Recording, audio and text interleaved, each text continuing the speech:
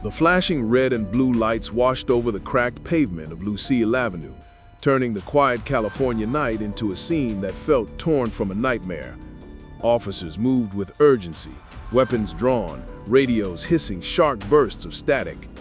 In the middle of the chaos stood a banquet hall meant for a child's birthday celebration, now marked by shattered glass, overturned chairs, and the lingering echo of screams.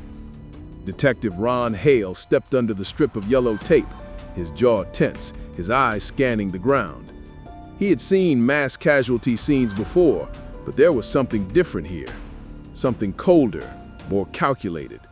Even from a distance, he could see how the bullet holes lined the walls in patterned clusters, like someone had known exactly where people would be standing. Inside the hall, abandoned decorations fluttered in the draft from the broken windows. Blue balloons lay trampled across the floor. A half-cut cake sat on the table, its candle still stuck in the frosting.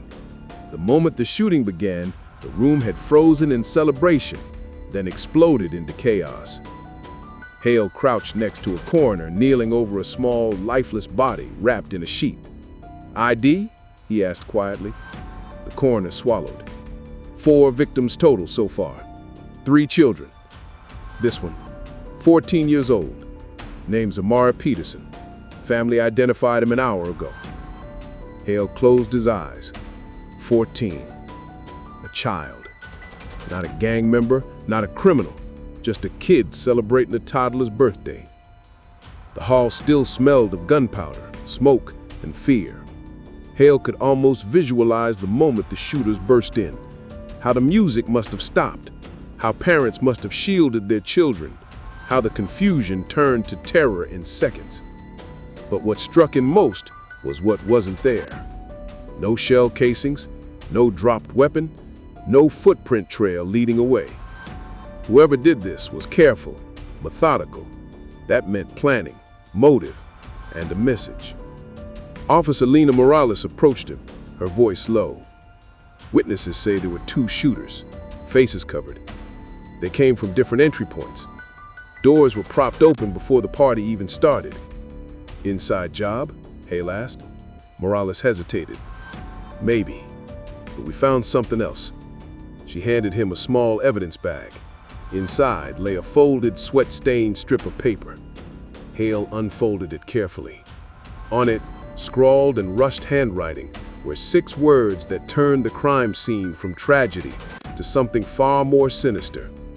"You brought this on yourselves, all of you." Hale stared at the note, a chill running through him. This wasn't a random attack. This wasn't a stray argument that spiraled. This was intentional, deliberate, targeted. And as he stood in the broken pieces of a child's birthday party, he sensed that this note was only the beginning. Morales cleared her throat. "Detective, there's something else you should see." One of the security guards found a locked door in the back hallway. It shouldn't be there. Blueprints say that area was sealed off years ago. Hale's eyes narrowed. "Show me." They walked toward the dim corridor. The door at the end was old, rusted, and padlocked from the outside. Morales pulled out a key the guard had discovered taped under a counter. "You're not going to believe this," she whispered. The key turned. The lock clicked.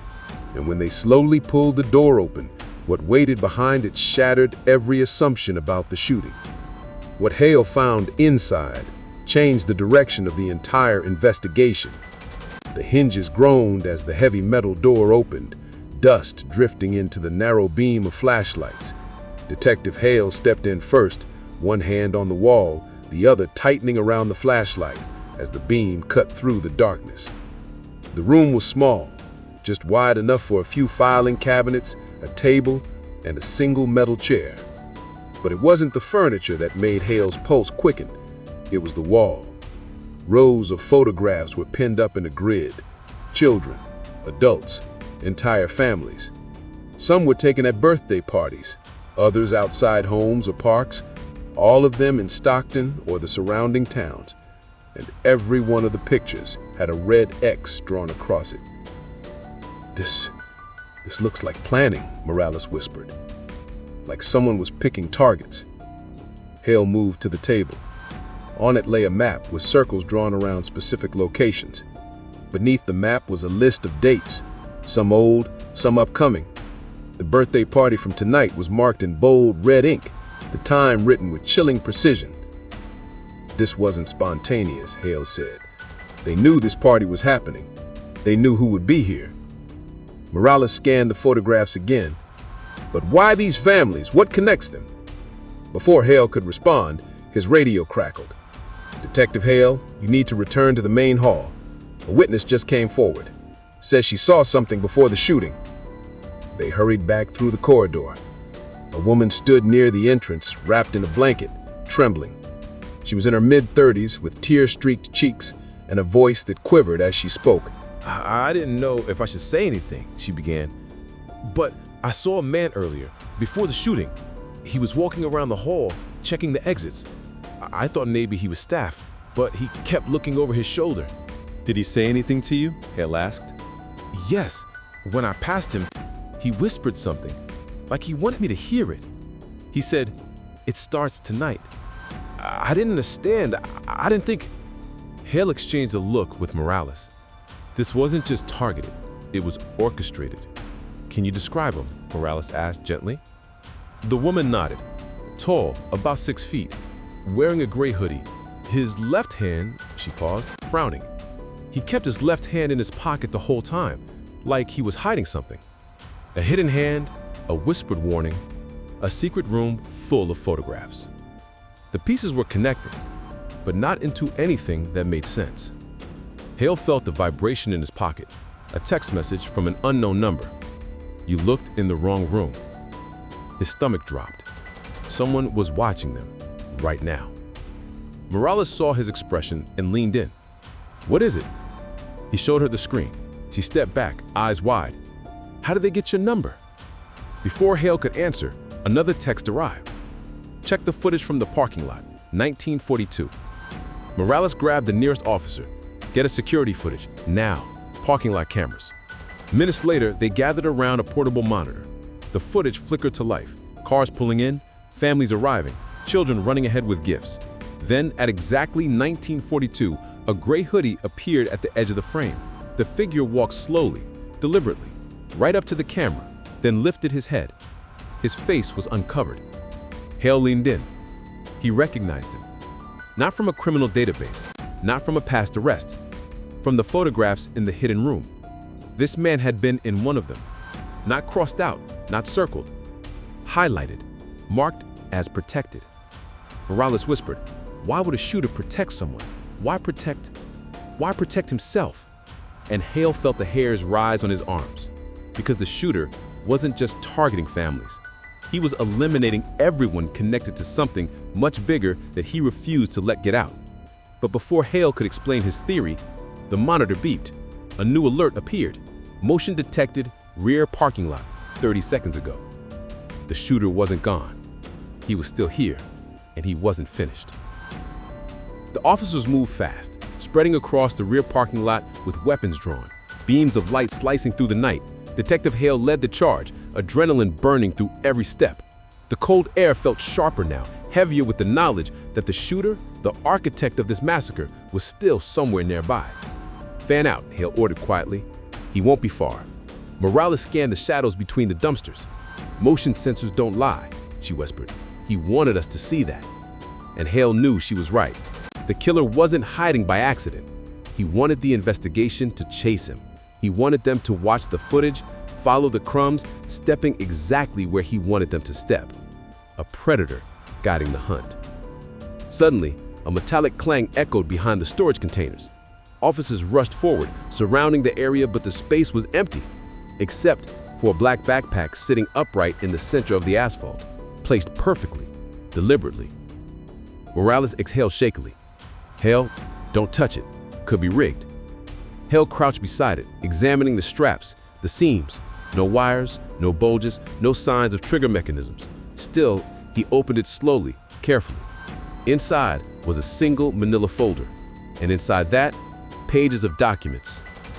Police reports, child welfare files, case numbers, names, dates, and a pattern that made Hale's stomach twist. Every name matched the families in the hidden room. Every one of them had filed a complaint about the same youth rehabilitation program, a privately funded center in Stockton promising second chances for at-risk teens. But the reports told a darker truth. Abuse, forced labor, threats, retaliation, and every report had been dismissed. Every case closed. Hale felt the realization settle over him like ice. These families weren't random, he whispered. They were silenced. Morales flipped through another page. Look, this one's different. She held up a photo. A boy, maybe 15, bruised, terrified. The name beneath it made Hale freeze. Elias Marrow, the boy from the photograph in the hidden room, the only child marked as protected. Morales looked up slowly. The shooter isn't just killing. He's covering something, or someone. Hale's phone buzzed again. Another message. You finally see it. And beneath it, a second line. Come alone. A GPS pin dropped onto the map.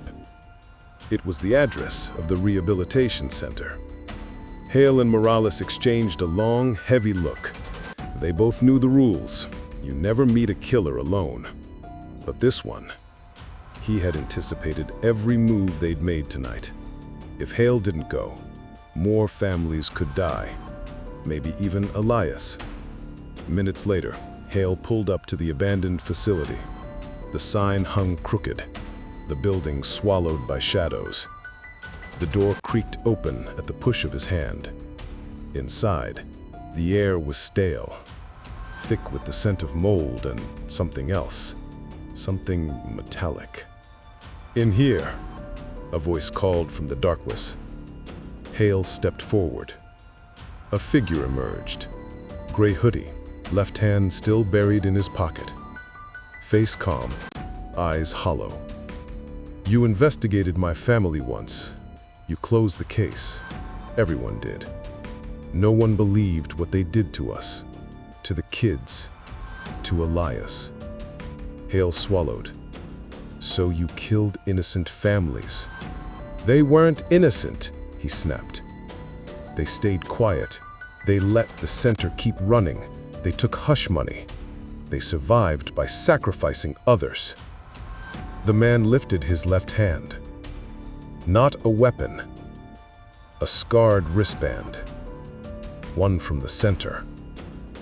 I'm not the villain. I'm the only one telling the truth. Sirens wailed in the distance. Morales must have traced him. The shooter smiled sadly. Too late. He dropped something to the floor. A flash drive. Everything you need is on there. But just know, I'm not done. The people who built this place, they're still alive. Then he stepped backward into the shadows. By the time Hale reached the corridor, the shooter was gone, vanished into the night. The case wasn't closed, not even close. And as Hale stared at the flash drive, the secrets inside it waiting to explode, he knew the story wasn't ending here. It was only beginning. If you think this case was intense, you're not ready for the next one. Subscribe so you don't miss what comes next.